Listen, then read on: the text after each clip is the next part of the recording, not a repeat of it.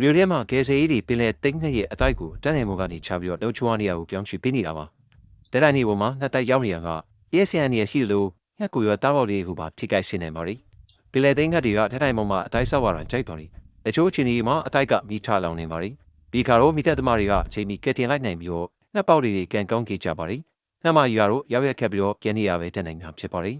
တကားလီမှာတော့မိသက်သမားတွေအချိန်မီရောက်မလာရင်ငှက်ကလေးရည်ရွက်မလဲကူပါဘူးမိသက်ဖို့ဆိုတာကလည်း SCB ကိုအရင်ပေးပြီးမှမိသက်လို့ရမှာဖြစ်ပါတယ်ယူတာကမိသက်သမားတွေကတော့နှစ်တိုက်ကိုမကယ်တင်နိုင်ခဲ့တဲ့အတွက်နှစ်ပေါက်တွေတေကုန်ကြပြီးနှစ်မကြီးတဲ့ရောက်ရက်ခက်နေရကတွေတော့ဘာမှမတက်နိုင်ခဲ့ပါဘူးပင်လယ်သိန်းကတည်းကတိုင်းမော်တက်ပြီးတော့နှစ်တိုက်ဆောက်တာကလူတိုင်းအတွက်လှုပ်ရှုပ်စေပါတယ်တိုင်းမော်ကဘီလောင်တွေရဲ့နှစ်တိုက်ကိုမိငိမ့်ဖို့အိမ်မောင်း3500နဲ့လုပ်ငန်းတွေအားလုံးမိပြတ်နေကြရပါတယ်